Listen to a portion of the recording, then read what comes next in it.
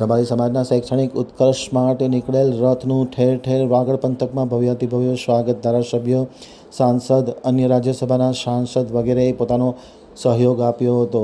ઠેર ઠેર સ્વાગત કરવામાં આવ્યું અને શિક્ષણ રથનું પણ વિશેષ સ્વાગત સન્માન કરવામાં આવ્યું. હવે જોઈએ ભચાઉ આમતક ન્યૂઝ બ્યુરોનો એક વિસ્તૃત અહેવાલ. શ્રી વડવાળા સંસ્કારધામ 34 ગામ રબારી સમાજ ભચાઉ શૈક્ષણિક સંકુલ માટે નીકળેલ રથમાં પૂજ્ય દુધરેજ કોઠારી શ્રી મુકુંદ રામદાસજી મહારાજ, દુધઈ મહંત રામ બાલકદાસજી બાપુની હાજરીમાં કચ્છના સાંસદ અને પ્રદેશ મહામંત્રી વિનોદ ચાવડા તેમજ રાજ્યસભાના સાંસદ બાબુભાઈ દેસાઈ દ્વારા તેમની ગ્રાન્ટમાંથી શિક્ષણ રથમાં 11 લાખની ગ્રાન્ટ ફાળવી છે. તેમજ ગામમાં 4 લાખના હોલનું લોકાર્પણ પણ કરવામાં આવ્યું છે. જિલ્લા પંચાયતની 3 લાખ, રાપરના ધારાસભ્યની 4 લાખની ગ્રાન્ટ રબારીવાસમાં ફાળવી રથયાત્રામાં સાંસદ વિનોદ ચાવડા, જિલ્લા પંચાયતના પ્રમુખે હાજરી આપી એક નવી પ્રણાલિકા આપી હતી.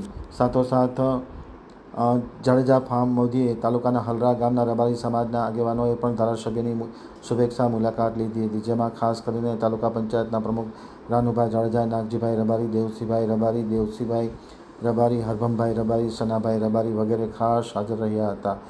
પ્રથમ દિવસે ભવ્ય સ્વાગત સન્માન શિકારપુર ગામે 20 લાખ ઉપરાંત ફાળો રથમાં પૂજ્ય દુધરેજ કોઠારી શ્રી મુકુંદાસજી મહારાજ, દુધઈ મહંત રામ બાલકદાસજી બાપુએ આરંભ કરાયો હતો. જેમાં આગેવાનોએ હાજરી આપી હતી. સાથોસાથ વાંઢિયા ગામે ભવ્ય સ્વાગત સન્માનમાં 6 લાખનો ફાળો થયો હતો, એ પણ અર્પણ કરવામાં આવ્યો હતો એમ અર્જણભાઈ રબારી આમતક ટીવી ન્યૂઝ સાથેની વાતચીતમાં માહિતી આપતા જણાવ્યું હતું.